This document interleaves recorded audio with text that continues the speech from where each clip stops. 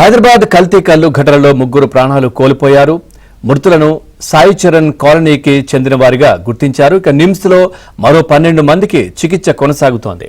బాధితుల్ని మంత్రి జూపల్లితో పాటు BJP MP Etela Rajender పరామర్శించారు.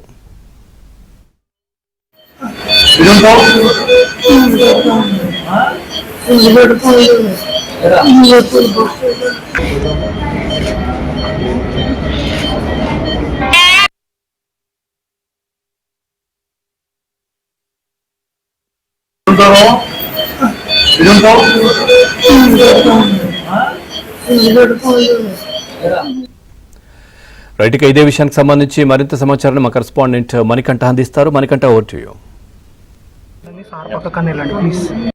హైదరాబాద్లో కల్తీ కళ్ళు మరోసారి కలకలం సృష్టించాయి. కూకట్పల్లి హైదర్ నగర్ కాలనీలో కళ్ళు తాగిన 19 మంది తీవ్ర అస్వస్థకు గురయ్యారు. వీరిలో ముగ్గురు కొద్దిసేపటి క్రితమే మృతి చెందారు. ప్రస్తుతం బాధితులంతా కూడా ఒకే కాలనీకి సంబంధించిన వ్యక్తులుగా కూడా మనకు సమాచారం అందుతుంది.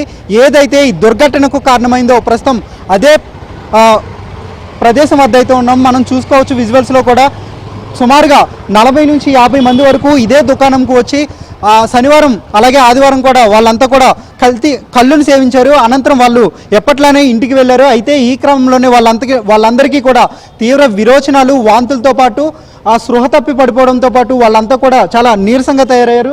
అయితే ఎప్పట్లానే కామన్గా ఉండే నీరసమనుకుని భావించి వాళ్ళు ఇంటి వద్దనే ఉండారు. అయితే వీరి పరిస్థితి అంతా కూడా సుమారుగా 19 మంది పరిస్థితి విషమించడంతో వాళ్ళ కుటుంబ సభ్యులంతా కూడా తీవ్ర ఆందోళనకి గురై వాళ్ళంతా కూడా దగ్గరలో ఉన్న రామ్దేవ్ హాస్పిటల్కి తీసుకువెళ్లారు. అయితే వరుసగా ఎవరైతే కళ్ళు సేవించారో వాళ్ళంతా కూడా రామ్దేవ్ హాస్పిటల్కి తరలి రావడంతో సిబ్బంది అంతా కూడా హాస్పిటల్ యాజమాన్యం తీవ్ర కంగారు పడి వెంటనే స్థానిక పోలీసులకు అయితే సమాచారం అందించింది. దీంతోపాటు స్థానిక వైద్యాధికారులకు కూడా సమాచారం అందించారు. వాళ్ళు వెంటనే కూడా రంగప్రవేశం చేసి అసలు వీళ్ళందరికీ కూడా ఏమైంది, కళ్ళు ఎక్కడ సేవించారని కూడా పూర్తిగా వివరాలన్నీ కూడా ఆరా తీయడంతో ఈ కల్తీ కళ్ళు వ్యవహారం అంతా కూడా బయటకు వచ్చిందని చెప్పుకోవచ్చు. ఇప్పటికే ఈ కల్తీ కళ్ళులో 19 మంది తీవ్ర అస్వస్థకు గురవుగా ముగ్గురు అయితే మృతి చెందారు. ముగ్గురు మృతులు కూడా ఒకసారి వాళ్ళ వివరాలు కూడా పరిశీలిస్తే తులసిరామ్ 47 సంవత్సరాలు, అలాగే 55 ఏళ్ల బొజ్జయ్య, నారాయణమ్మ 65 సంవత్సరాలు.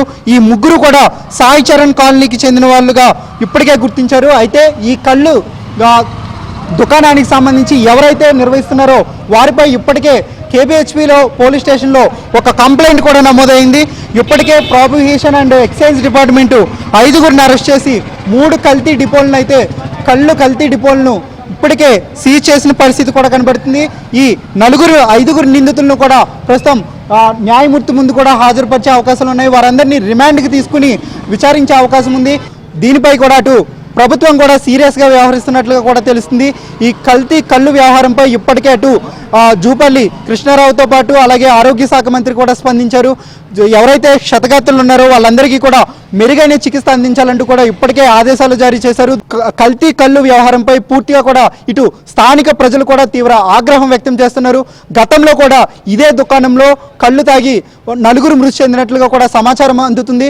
అయితే ఈ కల్తీ కళ్ళు తాగిన వ్యక్తుల్లో పూర్తిగా కూడా తీవ్ర అస్వస్థకు గురై వాళ్ళకి మూత్రపిండాలపై తీవ్రంగా ఎఫెక్ట్ పడినట్లుగా కూడా డాక్టర్లు అయితే చెప్తున్నారు. వాళ్ళకి ఖచ్చితంగా డయాలసిస్ చేయాల్సిన పరిస్థితి ఉందని ప్రస్తుతం వాళ్ళందరికీ కూడా డయాలసిస్ చేస్తున్న పరిస్థితి కూడా కనబడుతుంది. మరికొందరి పరిస్థితి కూడా పూర్తిగా విషమంగా ఉన్నట్లు కూడా సమాచారం అందుతుంది. వారందరినీ కూడా ఆసుపత్రుల్లోనే నిమ్స్ హాస్పిటల్లో కావచ్చు, అలాగే వివిధ ప్రైవేట్ హాస్పిటల్లో కూడా ఉంచి వాళ్ళని ఐసీయూలో ఉంచి ప్రస్తుతం వాళ్ళకైతే వైద్య చికిత్స అందిస్తున్న పరిస్థితి కనబడుతుంది. ఈ ప్రస్తుతం దీనిపై పూర్తిగా ప్రభుత్వం కూడా సీరియస్గా తీసుకుంది.